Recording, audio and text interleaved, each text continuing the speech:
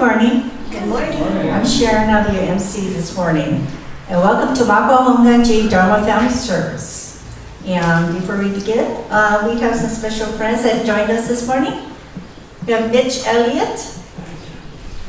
Hi, Mitch. Hi, Mitch. Mitch has brought some citrus fruits for us to enjoy. Yep. Thank you, Mitch. So, lemons, limes, tangelos, all organic, no insecticides. Big box on the table. It's over there, out there. So thank you to Mitch for that. Thank you, Mitch. And we also have David Meter? I'm sorry. Meter, I'm sorry. Okay. And he'll be joining us this morning. And you have a special connection? What is the special connection this week? What is it? Yeah. Carrie was officiating my children's wedding. I was at the wedding on Tuesday. Thank you. Okay, welcome. Anybody else? Same faces. Thank you. Well, thank you, Dharma School students, for joining us this morning. And you're on. Thank you very much. Okay, let's begin. If you're able, please rise and we'll begin the service by singing the Vandana Tisarada together in both Pali and English.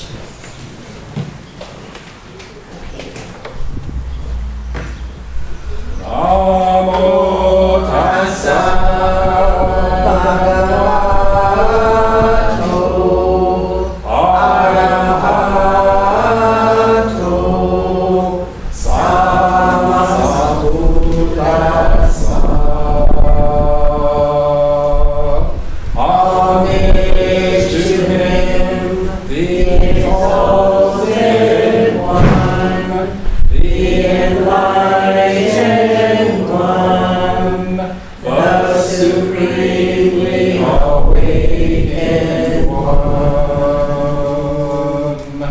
Buddham saranam gacchami, dhammam saranam gacchami, sangham saranam gacchami.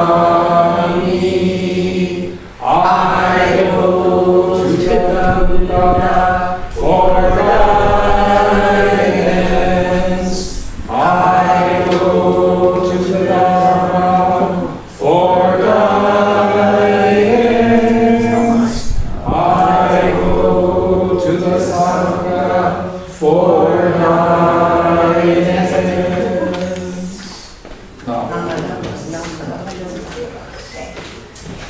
Right, please be seated. And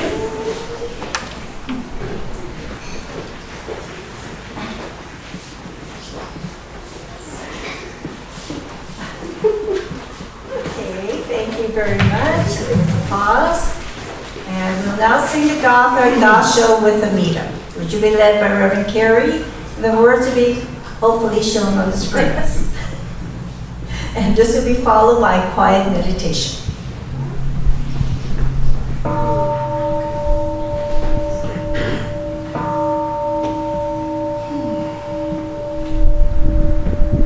Namo Amida Butsu. I recite Amida's name with deep joy and gratitude. I show with Amida, trees and grasses and flowers, all grow in great compassion. This light shines throughout the world. I show with Amida, flowers bloom and flowers fall. From the seeds sprout new flowers. This is the truth unchanging. I show with Amida. Springtime brings the happy birds. Their songs all praise Amida. I join them in with Amida. When I call Amida's name, it's Amida calling me. Who does voice my voice are one? I got show with Amida. When I'm lonely, I recite Namo Amida Butsu. Then I feel great compassion. I got show with Amida. Nembutsu in work and play, every day with Amida. Every moment filled with light, I got show with Amida.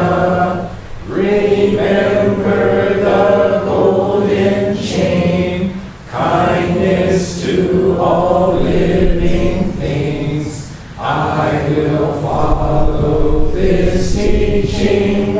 I got show with Amida. In the clear bright morning sun, in the fading light of day, in the darkness of the night, I got show with Amida. Namo Amida Butsu. I live in great compassion. This great power guides my life. I got show with Amida.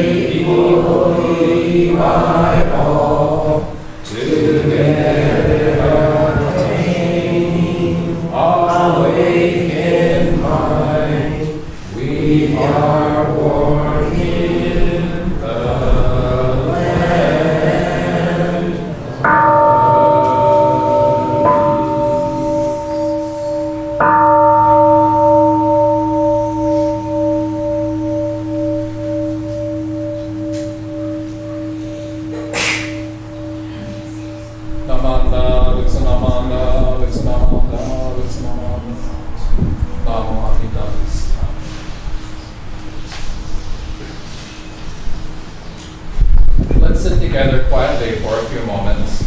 So just relax and get comfortable. If you are able, sit forward in your seat and place both feet flat on the ground. Sit up straight.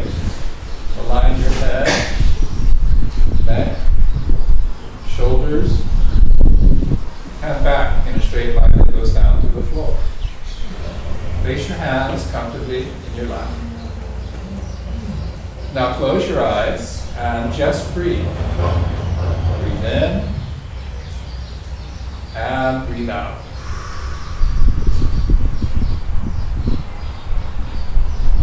Breathe in and breathe out.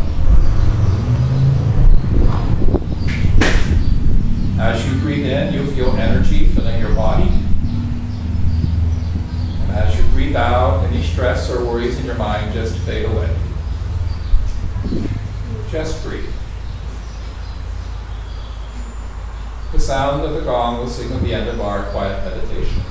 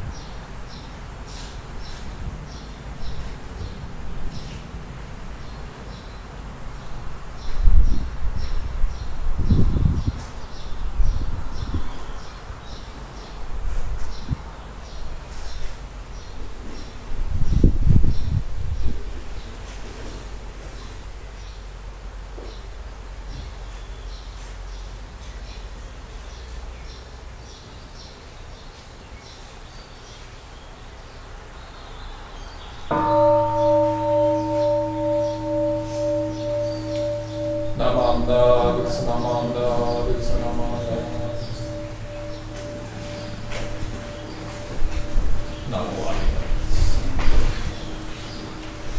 Each month, we remember all those who have been born in the Pure Land, born in the Pure Land before us, honored ancestors, departed loved ones, dear friends, and beloved companions. During this time, we encourage everyone, both here and in person, at home, joining us by live stream, to offer incense as an expression of gratitude. Tomorrow is Memorial Day, when we honor and mourn the U.S. military personnel who died while serving in the United States Armed Forces. Let us remember their sacrifice and the sadness of the loved ones left behind. Namanda.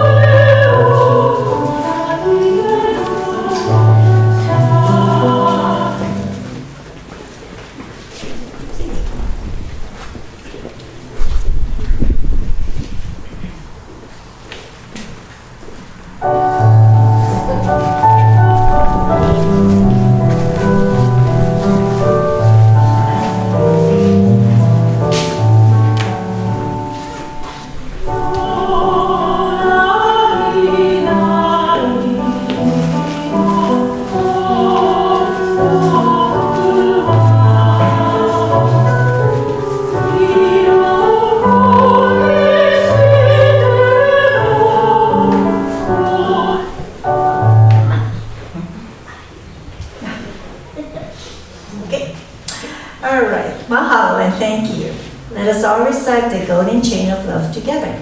Ready? I am a lake in a meter Buddha's golden chain of love that stretches around the world. I must keep my lake bright and strong. I will try to be kind and gentle to every living thing and protect all who are weaker than myself. I will try to think pure and good thoughts, to say pure and beautiful words, and to do pure and beautiful deeds, knowing that what I do now depends not only on my happiness or unhappiness, but also that of others. May everything in the Buddha's golden chain of love be bright and strong, and may we all attain perfect peace. Namaste.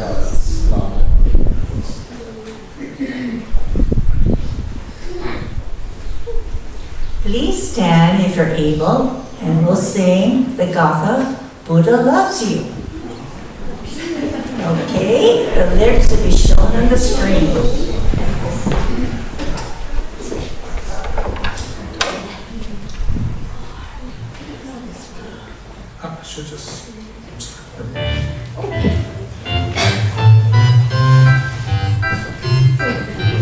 Fly, fly, little bird. God loves you, little bird. Tweet, tweet, tweet, tweet, tweet, tweet, tweet. Run, run, run, little buck. Who loves you, little buck? Wow, wow, wow, wow, wow, wow, wow. We're gonna cry, pussycat. Who loves you, pussycat? That's pretty good. Swim, swim, little fish. Who loves you, little fish?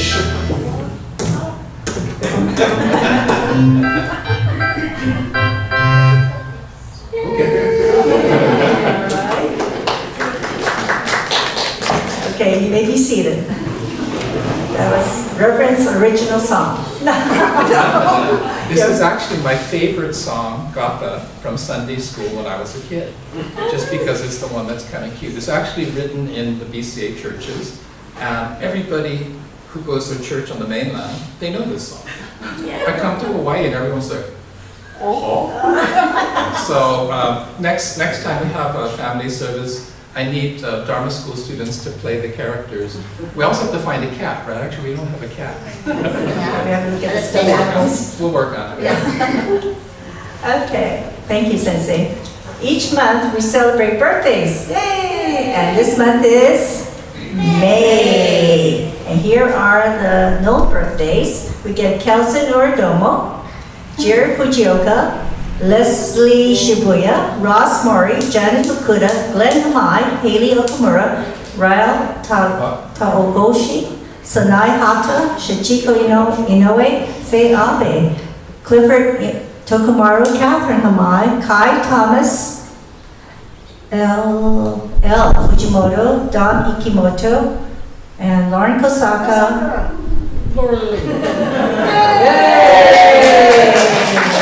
Sharon Fujioka, Shane Okamoto, Shane Chon, Sibanga. I'm sorry, I apologize for mispronunciation. Okay, all right. Anybody else who would like to come on down? And the minister forgot his wife, so it's also Mimi's birthday.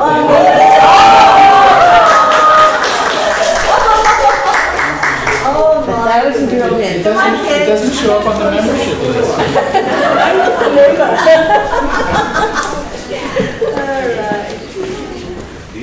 Okay, we can also have more adults if you want some brownies. Yeah. Where's the 10-year-old man? How's Tyrus? Yeah, you're Tyrus. Wow, don't you guys have a birthday like every month? You're much older than me.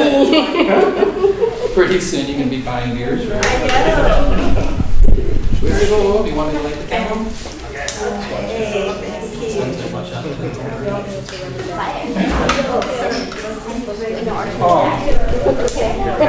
Hey, thank you. Galen, could you close those windows? It's too windy. The candles blow out.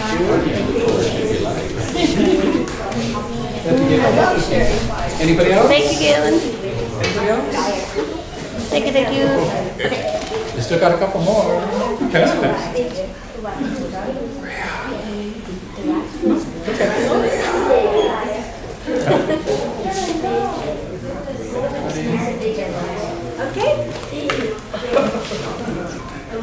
No. All right. Can you move over? Let us sing happy birthday to our friends. Okay. Let's begin. Happy birthday to you. Happy birthday to you. Happy birthday, dear friends. Happy birthday to you.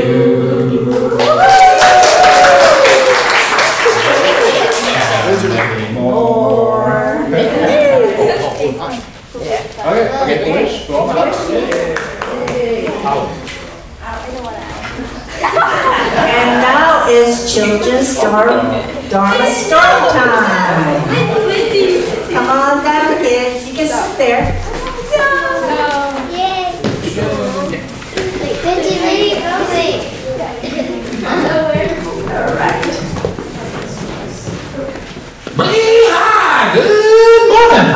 Ohio gozaimasu. It's me, Mark the Dog. How y'all doing this fine Sunday morning? Mahalo for joining us here in historic Makawao town on the beautiful island of Maui in the great state of Hawaii. And this here is Lucy Ladybug, the love of my life. Good morning, everyone. And Dot, our love baby. Okay. Well, Sensei, because we don't have a lot of time today, why don't you just go ahead straight to the story? Well, thank you very much, Berkeley, because we have a great story brought to you by Auntie Jean H. Outside In by Deborah Underwood, illustrated by Cindy Derby.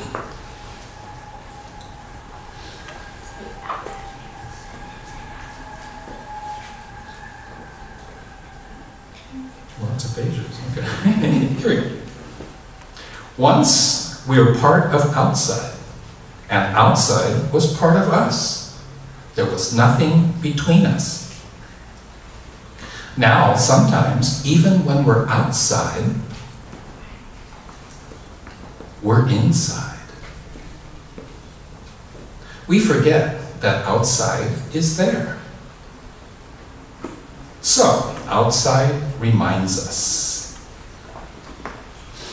with flashes at the window and slow magic tricks.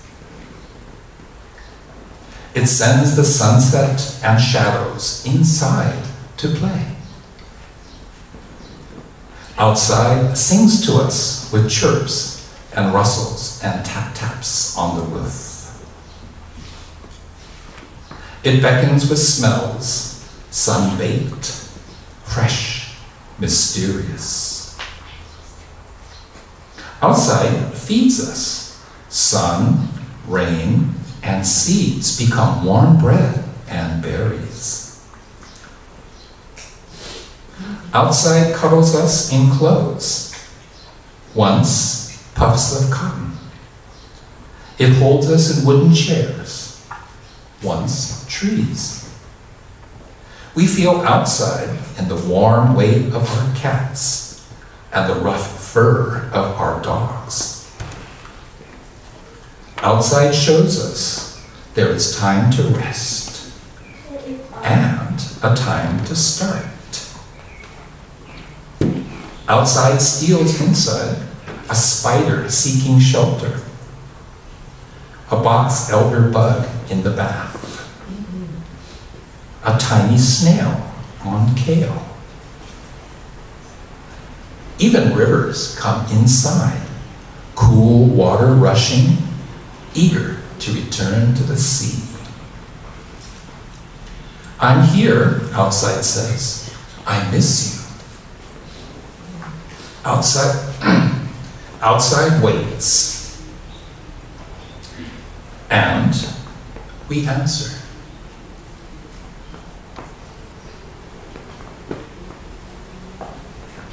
The end.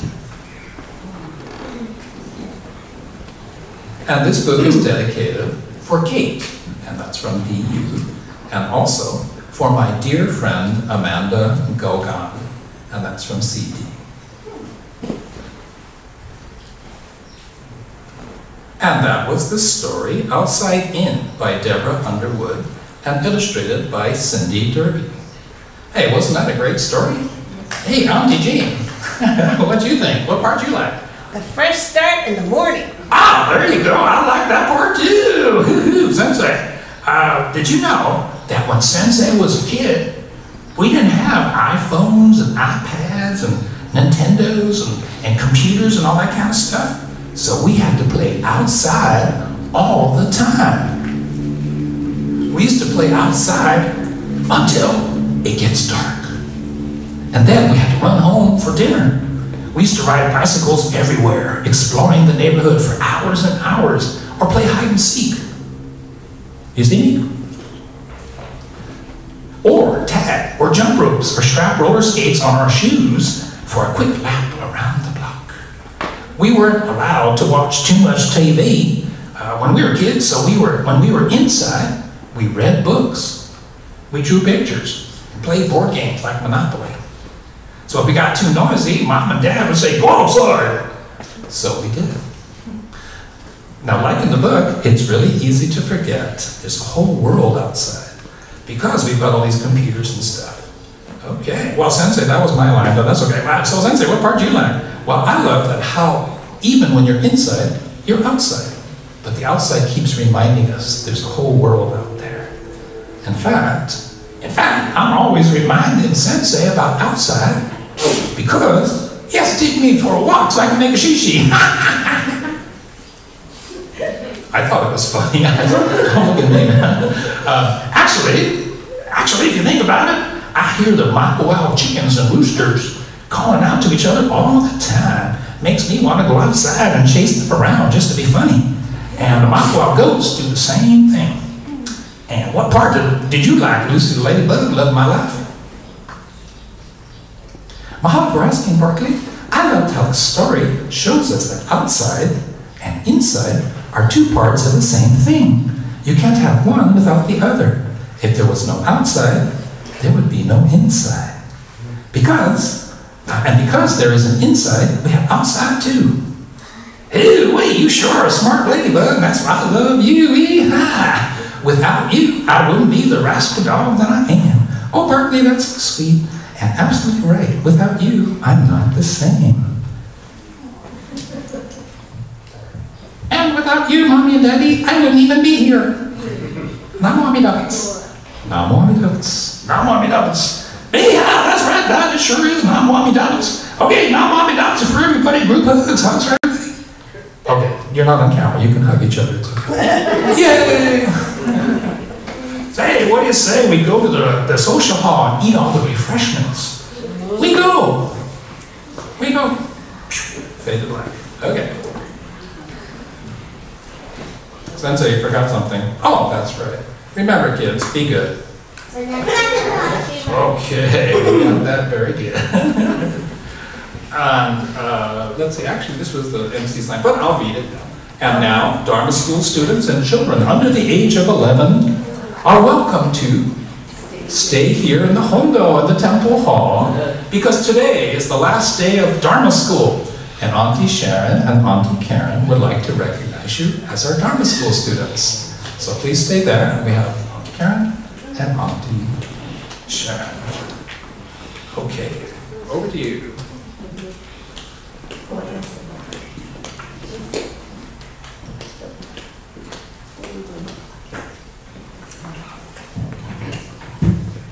All right.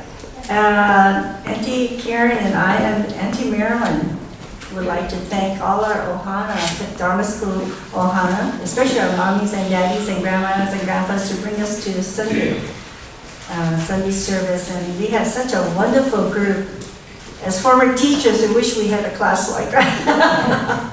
But thank you, kids, for coming. And hopefully you got to learn some things. We're still working on the Eightfold Path. It might take us about 8 years, but we're working on the Eightfold Path yet. And our school will resume probably sometime in September, the beginning of September. But at the end of August, we will have a all Maui Dharma School get together and probably be at Keopalani Park. And more information will be coming out to our Ohana.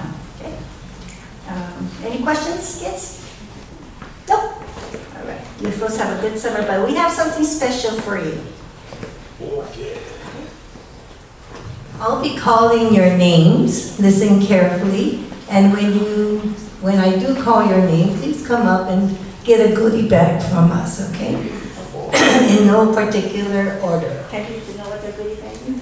Yeah. Oh, Sensei goes first? Great. Okay, the goodie bag is, I think your parents will love this, all these balloons. I think it's with water and Yeah, there's direction. And for the summer, you can have a meal from McDonald's. Yay! Okay.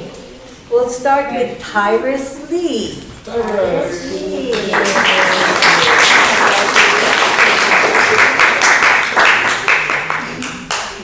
Benji Higuchi.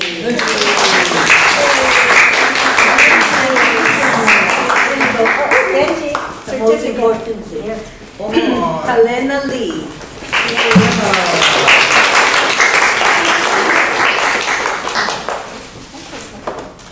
Thank you for coming. And I'm going to read the names of people that aren't here. Ace Nishikawa and Lena Hamai and Mia Nishikawa and Kavi. Okay? Hamai. The next person is Ray Ventura. Ray.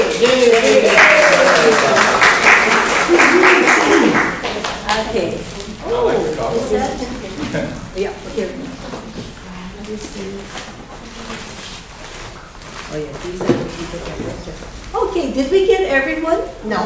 Oh, who did we not get? Dylan, Mr. Kosaka, Kenneth, and Lindsay. And Lindsay, Miss Kosaka. Would you stand up, please? And face. And come on, and face your audience. Face the audience. You're wondering why you are standing up and facing your audience, because along with the other Sunday school children, you three had the highest attendance. Congratulate Dylan. Congratulations for a job well done. Very good. Okay, Outstanding. and you may have one of these. And they get an extra balloon set. Okay. Lindsay Kosaka, thank you very much for joining us. Okay. And of course, who's Missy? Kenneth.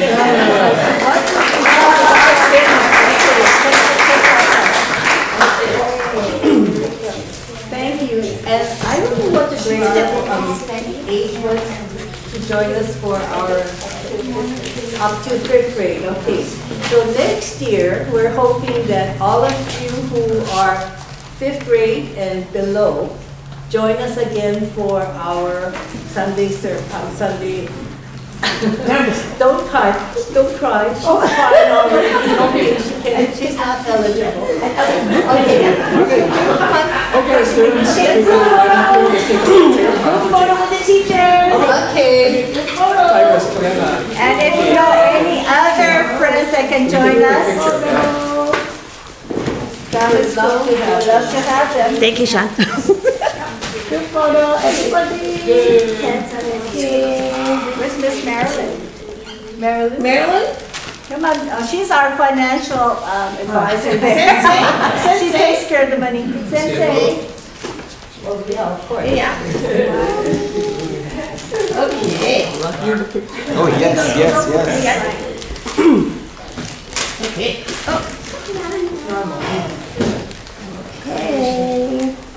Try that again.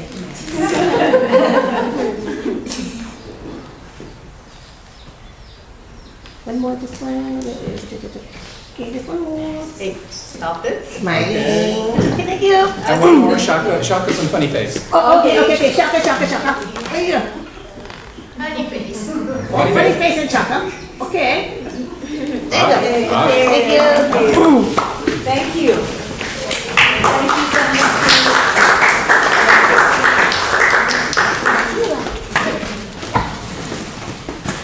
I'd also like to thank all our supporters for the Sangha for helping us. So again, once again, if you know any kids that are able to join us, it will be the 1st and 3rd Sundays, and hopefully.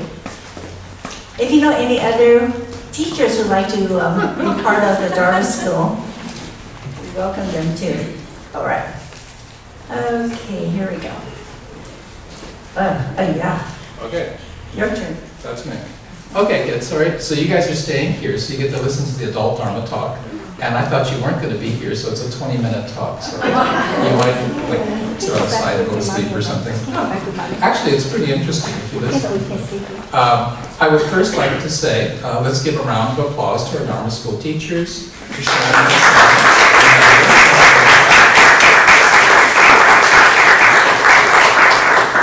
Okay, kids, and before you start moving, did you know when I was a kid, We had Dharma school, we had Sunday school every Sunday. Every Sunday, not just the first and third. Okay, but did you also know that Sensei had perfect attendance for 10 years? I mean, it was a big deal, right? So anyway, just be happy we don't do that. Actually, if you guys are interested, we can do summer school. The Sensei, I don't think so. I think Mr. Kosaka there had perfect attendance. Ooh, Laura, yeah, look what happened to Laura, right? Mr. Higuchi. Very good. Well, if you get perfect attendance, look what happened to me, right? So, good morning. How was I?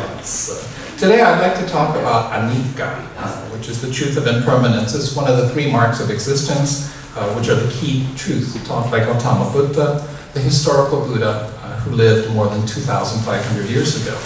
So I think we can all understand, intellectually, kind of in an abstract sense, that anicca, which translates directly as inconstant, and then in American English we say all things change.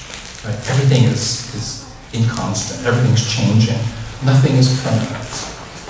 But, right, so we can understand this, we can talk about these things. But what happens when it's revealed in your life, in my life? So the idea of my personal, me, end of life, usually triggers fear, anxiety, and existential dread. And yet, truly accepting the reality of the truth of impermanence in your life, it frees you to live this moment of this day of an unrepeatable life. Not one doubts. So let me begin by sharing a favorite story about Buddhism and death. As the great Zen master lay near death, his disciples gathered around to hear his last words. The disciples asked the master, "What are your final words of wisdom?" The master opens his eyes and says, "I don't want to die." The disciples are confused, expecting profound insight into the truth. So they ask the master again, "What are your final words of wisdom?" "Really, I don't want to die." The master closes his eyes, smiles, and passes from this world. Not more words. So I use this story when I'm helping to train chaplains at Hospice Valley. So that chaplains, by definition, you don't come in assuming people are Christian or Buddhist or whatever. You need to find out. So they ask, what is the Buddhist attitude toward dying and death? So I share this story. And it confuses everybody because they're like, what? So if we're Zen people, the story just kind of ends here at the end. It's a very Zen way to conclude things. The ending of the story is hilarious, of course, because it's very, very true. Nobody wants to die. Not even great Zen masters who have achieved insight into the reality of all things. So how about Shin Buddhists? How about Honganji Buddhists, Shodo Shinshu Buddhists like ourselves? What do we think?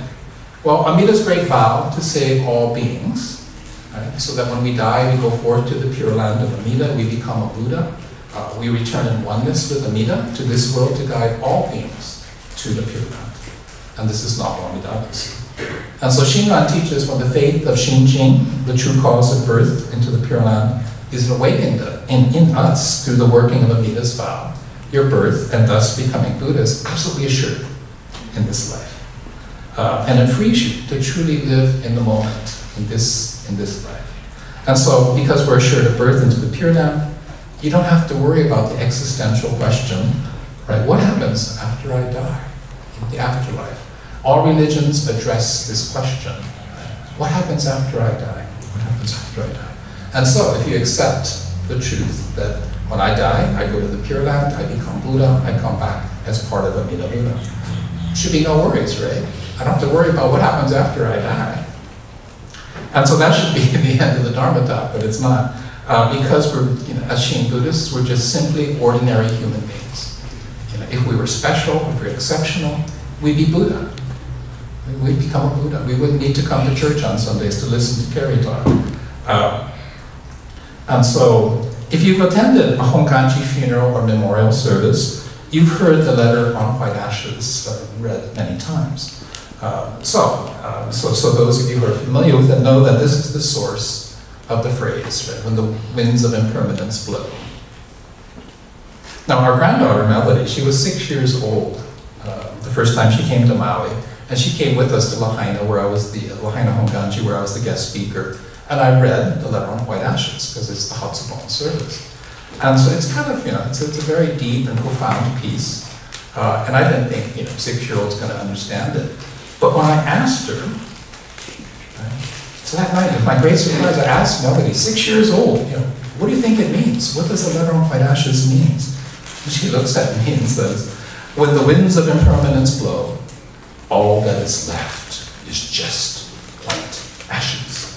Very dramatic voice, she's just copying me, right? Okay, that's even better than what I could do, and I'm a trained priest. If you have a chance to read, I won't read it today, but if you have a chance to read the letter on white ashes, it's very profound, because it realistically describes the reality of death, both for the person who's going to die, but also the people left behind. The people left behind. So as Americans, culturally, right, we tend to shy away from the reality of death and dying. How many times do you see it's not considered entertainment, right? No, we prefer the illusions that we are shown. Look at magazines, look on TV and films, social media. All of the influencers, social media influencers, showing you the perfect life. I'm 75 years old and I can, pump weights and look at this. And yeah, there are people like that, but most of us aren't. So we kind of, pretend it's, that death and dying, that kind of happens to somebody else. Right? Until the winds of impermanence blow straight into your face. So I'd like to share my personal experience with the winds of impermanence and how truly confronting the reality of death and dying, seeing reality as it is, seeing things as they truly are, helps me to accept Nam-myoho-jitabutsu, and it's given me hope and strength and serenity.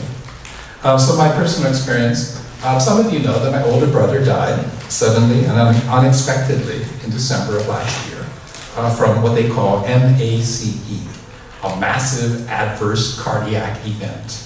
I love that word. It's a massive adverse cardiac event. In layman's terms, it's a heart attack. Now my brother, he never smoked cigarettes. He was in excellent physical condition for his age. He was 66. He's a competitive pickleball player. Go every day and beat younger people in the park. He ate healthy. He had like a salad for lunch every day. And he loved making cocktails for everybody, but it's not like he was a big drinker. He enjoyed cocktails, but he wasn't drinking all the time. My brother had 3 children and had just become a grandfather for the first time 8 months before he passed away. So my brother was seeing a cardiologist just because of age, you're supposed to go see the cardiologist, and he passed the exercise stress test, which if you've had the test, they put you on a treadmill, they put EKG on you, and they make it faster and faster and faster to see if your heart can raise your heartbeat up to 120 and then up to 134. So if you experience chest pains or you can't breathe or something happens, they know you have problems, and that's why they give you this stuff. So anyway, my brother passes this test, a couple months before he passed away. And this is considered the gold standard for addressing heart issues or diagnosing heart issues. So on the day he passed away, he played 3 hours of pickleball in the morning, right, which he did pretty much every day. He had a big salad for lunch, he took a nap, he had a healthy dinner with his wife, and they settle into bed to watch TV when he suddenly experiences a massive adverse cardiac event, and he dies. Out of the blue, just suddenly, boom. Now, the post-mortem, the autopsy reveals that one of his arteries, the main arteries going into the heart, 95% blockage. What? So if they had discovered this before he passed away, He'd be a really good candidate for bypass surgery. I mean, you can fix some of these things, but they didn't know. He never had any symptoms. So he was 66, which is, young by today's standards. Not only done. And so, boom, just like that, my medical history changes because my family history is different. Right? So I go to my doctor and I explain the situation and say, I want a referral to a cardiologist and I want an urgent CT scan of my chest, my heart, the heart and arteries. So the CT scan is used to determine like the degree of how much, what do they call it, coronary artery calcification. Basically how plugged up your arteries are. And the test results, they score it from 0 to 400. Right? Anything over 400 is really, really bad news. You need to get medical treatment right away. So over 400. So what do you think my score was? 5,150. Think about that, right? 400 is bad. I scored 5,150. Yes, I win. But no, you don't actually win when you have this sort of thing. So, I mean, if 400 is bad, you need to see a doctor. 5,150 is like, I should be dead already. Right? Think about that. And that's kind of oh, my goodness. Now, full disclosure, and kids don't do this, okay, but I smoked tobacco. I smoked cigarettes for 35 years. I have been overweight many, many times. I never exercised regularly. I ate pretty much what I wanted to. I drank too much alcohol for most of my life. And I lived in China for 3 years. So who knows what kind of toxins and heavy metals are already inside my body. Now, in China, there's a lot of stress involved with that job. I gained so much weight. I drank so much alcohol, smoked so many cigarettes that my doctor in China said, Carrie, you're going to die within 5 years unless you do something immediately. And I do recommend you quit your job because obviously the stress is going to kill you. So I immediately started taking high doses of statins, which lower your cholesterol. I took Chinese medicine, traditional Chinese medicine. I changed my diet, very dramatically. I started exercising. I lost 40 pounds in 3 months. Okay, but that did allow us to win the Weight Watchers business in China. So my big win was winning all of the Weight Watchers business in China because the CEO of the agency just lost 40 pounds in 3 months. By the way, Weight Watchers actually works if you stick to it. So you think I know better by now? It's like, duh. But here I am, again, taking statins, right, to lower my cholesterol. I'm changing my diet dramatically. And I'm trying hard to get back into exercise on a regular basis. And if you need a gym up country, I highly recommend Anytime Fitness in Pukalani. Because if you ask Sean, ask him for the Honganji discount, and I'm pretty sure he'll take care of you. But no, don't do that. Come on, it's tough business. So I'm trying. After 2 months of taking statins, changing my diet and sort of exercising, I recently saw the cardiologist who gave me the report of all these tests. So my cholesterol dropped in half. That's good. Right? And when I did the exercise stress test, I didn't have any chest pain, shortness of breath. I didn't fall over from a stroke or heart attack, so I passed the stress test. And I have no symptoms. I have no symptoms at all.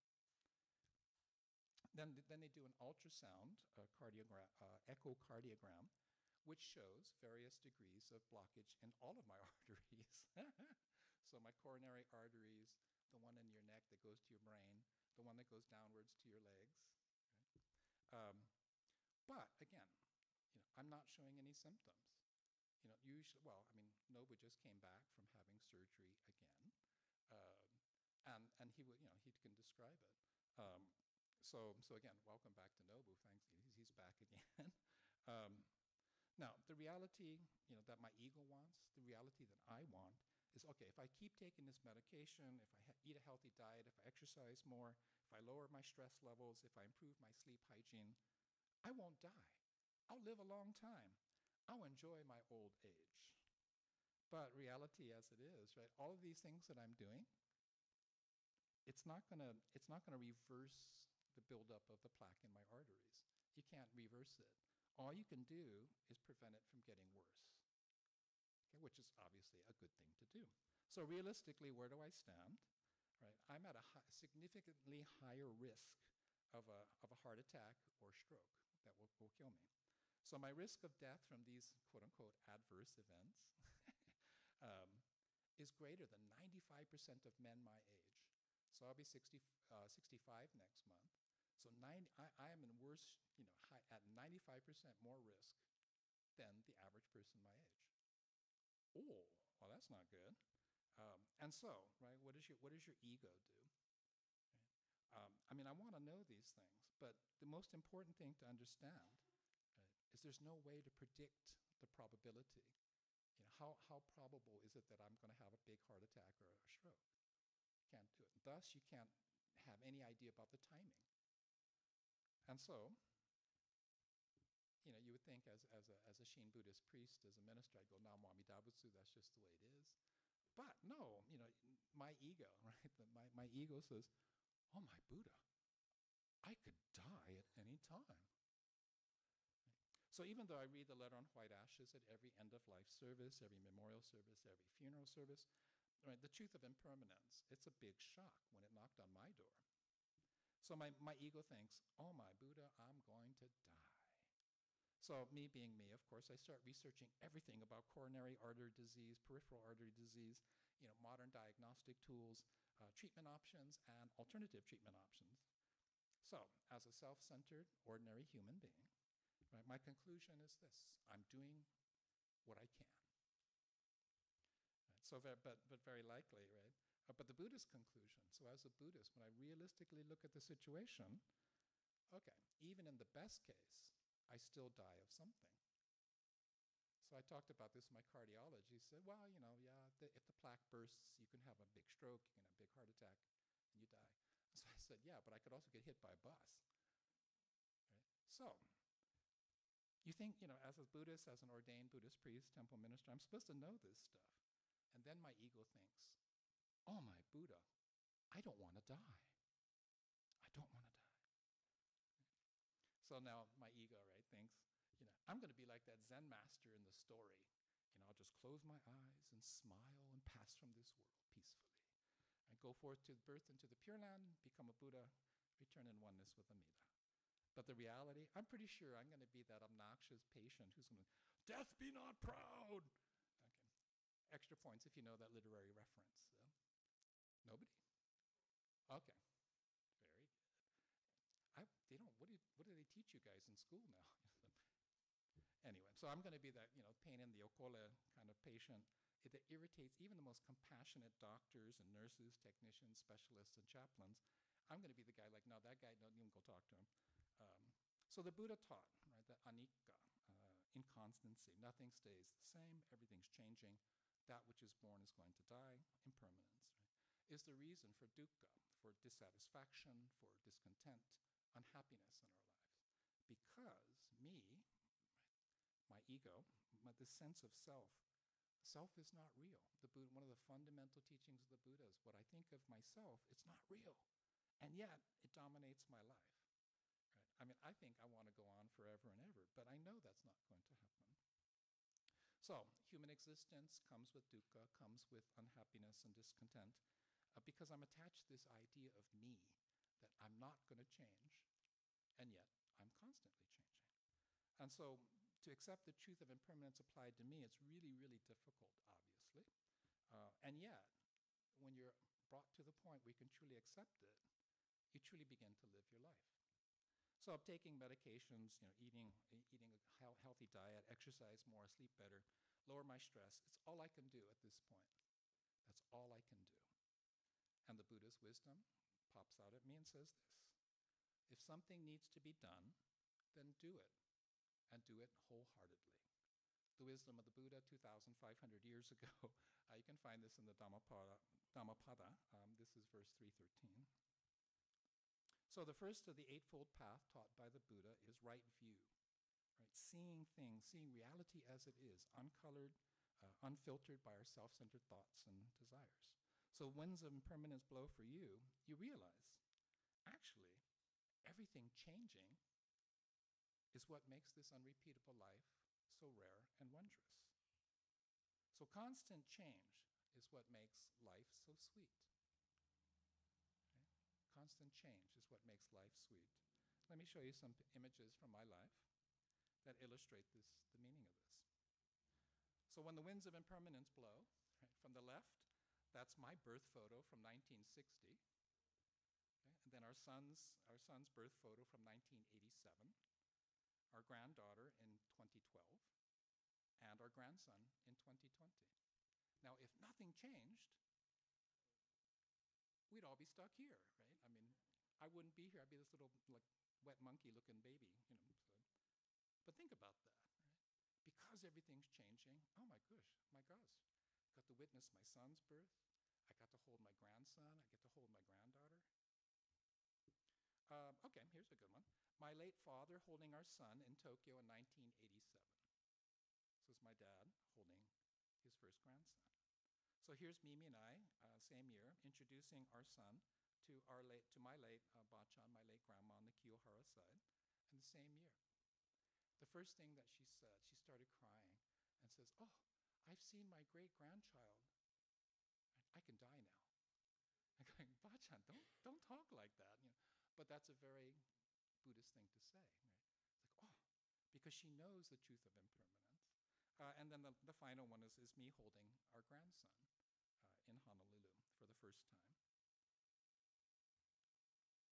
So from the left, that's me holding granddaughter Melody when she's obviously about 1 or so. And then there's Mimi playing with Melody on the floor because she couldn't walk at the time.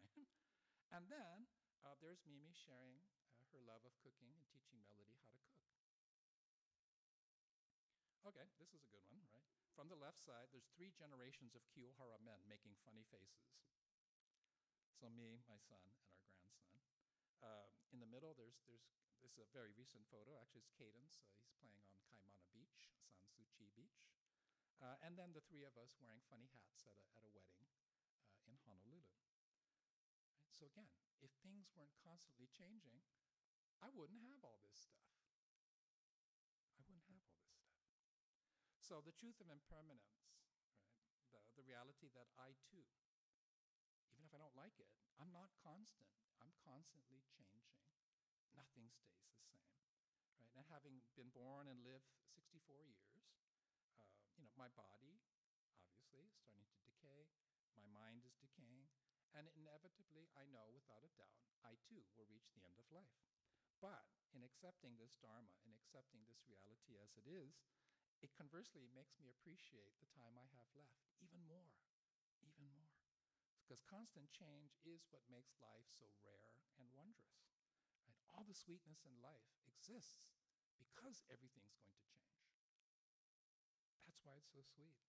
So constant change, that's why I experience this joy in our son becoming a father, our granddaughter becoming a teenager, if you can believe that, and our grandson being a very sweet boy, but increasingly he's smarter than grandpa. It's kind of scary. So constant change is why Mimi and I are still together after 40 years of marriage, even though I forgot to put her birthday on the list today, so sorry. Obviously, we're not the same people that we started out as 40 years ago. Think about that, right? 40 years ago. Let's just take a deep breath and jump into the ocean, and everybody was saying, bad idea. Don't get married so young. Wait.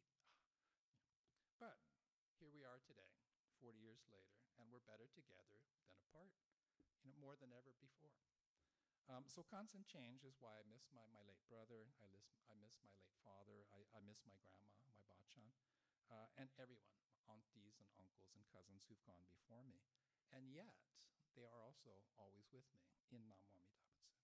So all of this is Amida Buddha working in my life, even though I don't deserve it. It's guiding me slowly but surely to birth into the Pure Land. And this is Namo Amida Butsu.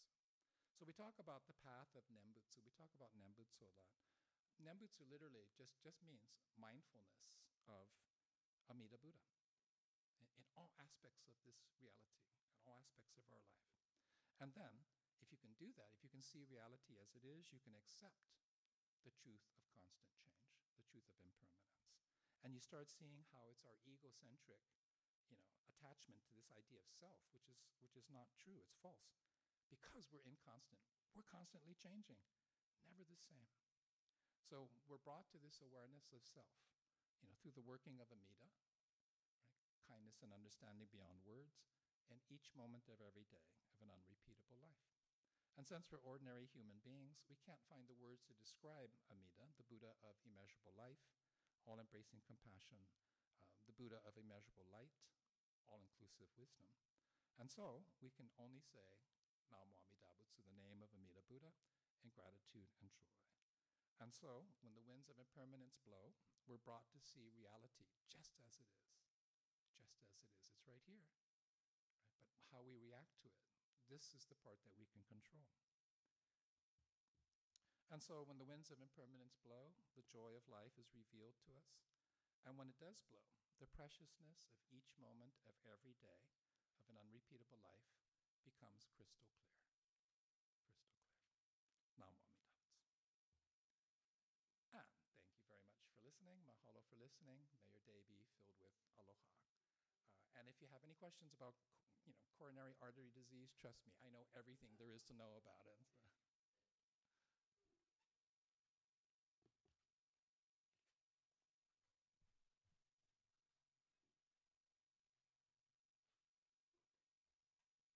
Thank you, Sensei, for sharing a very heartfelt Dharma message this morning.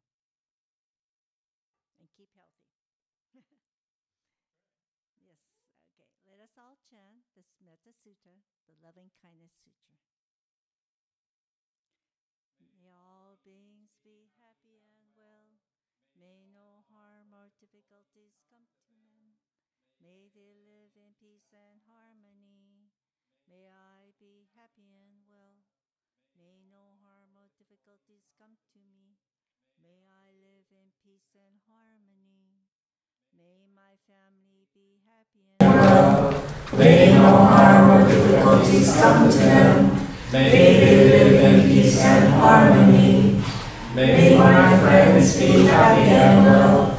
May no harm or difficulties come to them. May they live in peace and harmony. May my teachers be happy and well. May no harm or difficulties come to them. May they live in peace and harmony. May strangers be happy and well. May no harm or difficulties come to them. May they live in peace and harmony. May my enemies be happy and well. May no harm or difficulties come to them. May they live in peace and harmony. May all beings be happy and well. May no harm or difficulties come to them. May they live in peace and harmony. Namaste. Sensei will now lead us in the gratitude meditation.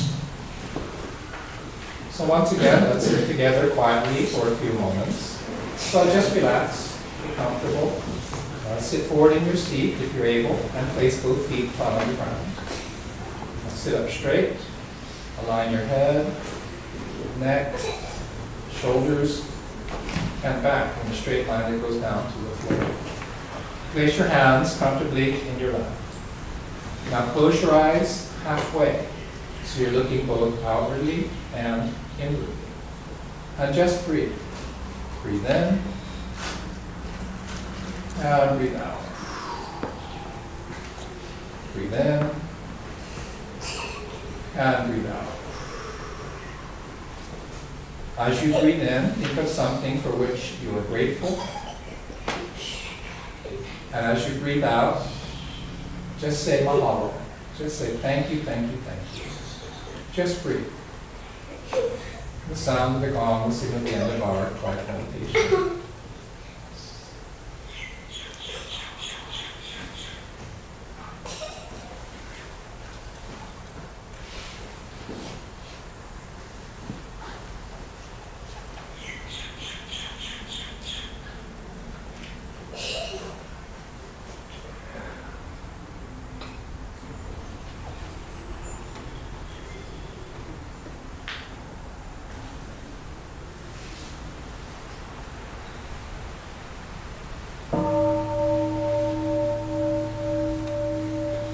Namo Amida Butsu, Namo Amida Butsu, Namo Amida Butsu. Namo Amida Butsu.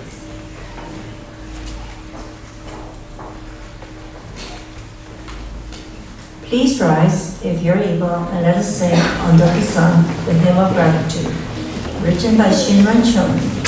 The words will be found on the screen.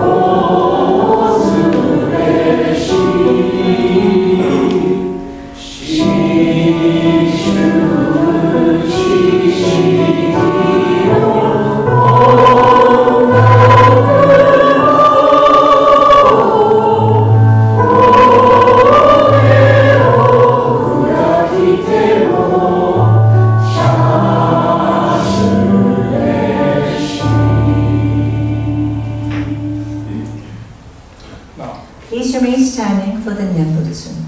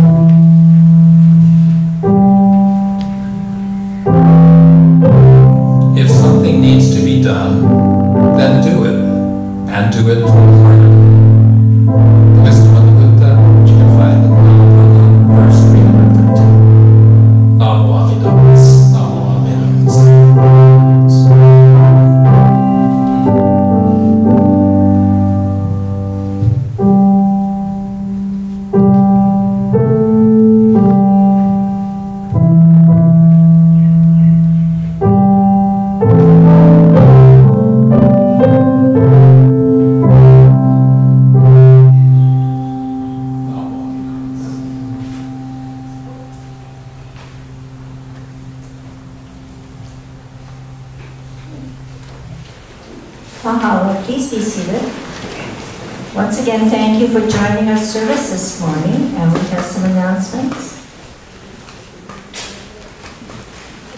Okay, next Sunday is the baccalaureate service, so we'll be recognizing 3 graduates. We'll also be having Shosanshiki, which is the first visit of a baby to the temple. Actually, not the first visit, but the first formal one, where we're going to be welcoming Hope as our youngest and newest member of the temple, and her parents. Then we have a couple of regular Sundays. June 22, again, no service because it's garage sale. And then June 28th which is the Saturday. They're gonna have the 4th of July parade down here. And so there'll be public parking on that side, and then members, you can park on this side. There's no reserved seats or anything, so you probably want to come early to grab your spot by the fence line. And then we'll also have a service at the end of the month. Summer garage sale? Yeah. Karen? Of course you know what I'm going to talk about. I just want to mention Come that... to the podium.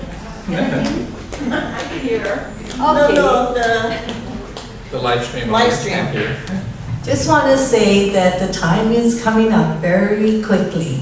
So on Thursday, I believe, with judo and others will set up the social hall for us. But for us, it's going to be June, what is it, 8th? June 8th, Sunday. After service, we're going to get together and go and get all the things, put them all on the tables, and start to unwrap and sort and whatever. All the items that we've collected so far. So if you have anything you want to donate, please do so. Sooner the better, okay? Rather than later, because there's going to be a date, and I believe, I forget what the date was, that we're going to stop accepting items. Probably like June 8th, just because that's when we move everything out. We don't want to move stuff at that. No, we'll accept a few things after that. But, you know, thank you for everybody who just does one thing for us, like putting things away in the garage, and getting the garage emptied and storing it somewhere for us, asking friends to donate items. And when you come out and you help us out from June 8th on till June 21st and 22nd, we really appreciate. We appreciate the affiliates who help us wholeheartedly, the Scouts, the Cub Scouts, the Girl Scouts, and the Judo Club. Because without you, our membership, if you look around it, I'm one of the old ones already. Can you imagine? Yes, yeah. Can you imagine that I'm one of the older ones? 22nd, June 22nd, 23rd. No, 22nd, 21st and 22nd is our garage sale. Isn't 22nd Sunday? 22nd is Sunday. Yeah. So Saturday, Sunday. We'll go on this Friday and Saturday. 21, 22. Yeah, 21, 22. And on the 22nd is our day that we sell snacks and things in the breezeway. Okay, we do have some sign-ups out there if you want to help us with lunch, you know, like when we're working throughout the week. You're welcome to volunteer, or if you want to make snacks. And I'll take the folders up to the social hall, and you can take a look. And if you're able to, we really appreciate it. Or if you have any questions, you can ask any one of the ladies, like Sharon, like Diane, Carol, Bobby, yep, Allison, and what's her name? Jen. But anybody, you can ask them for answers. If they don't have an answer, go to the next person. You know, if one person can answer your question, ask them. Okay. What is he doing? Is he making funny faces? No. Procure men don't make funny faces. You want me to do this? Cut. But anyway, thank you for your help, and continue helping us because we really appreciate it. Thank you. Okay. I think next one is the parade. Right. So, on Saturday, June 28th, the Makawao Parade Committee will be holding our 4th of July parade on Makawao. It'll come down Makawao Avenue, which will close at 8:30. So for anybody who wants to park here at the temple on Saturday morning, June 28th, I have parking permits. They have the hours on the back side for when the roads close. Makawao Avenue closes at 8:30 and reopens again after the parade. So if you have one of these on your dashboard, above the dashboard of your car, you can park for free in front of the social hall.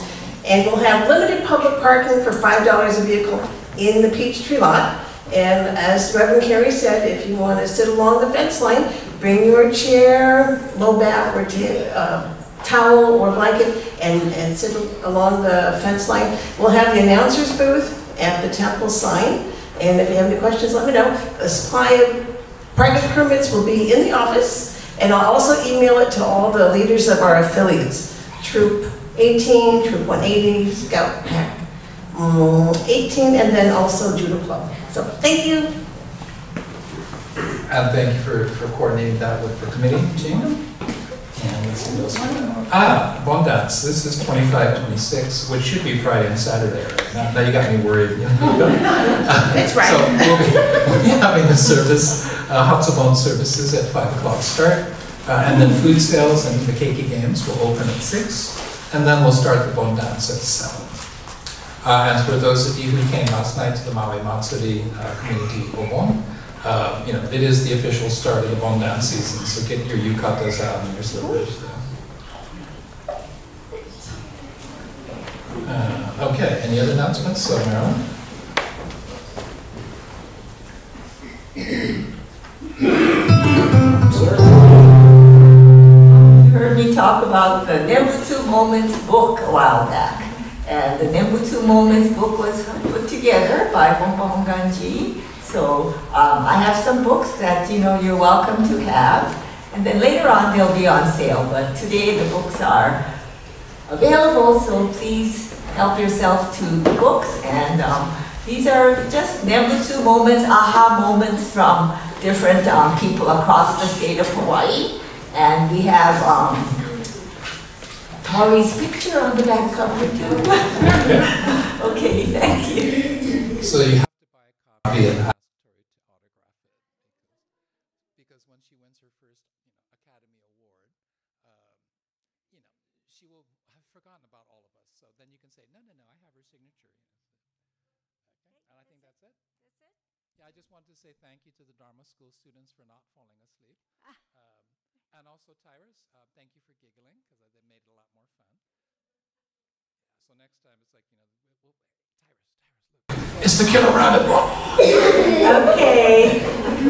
Once again, thank you for joining us this morning, and walk up to the social hall and enjoy some fellowship. Okay. See you next Sunday.